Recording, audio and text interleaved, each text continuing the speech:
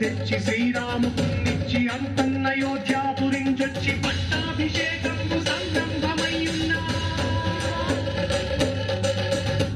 పాతాళలోకంలో అడుగుపెట్టిన పవనపుత్రులు మహిరావణ మరియు అహిరావణ సోదరులతో భీకరపూరితం.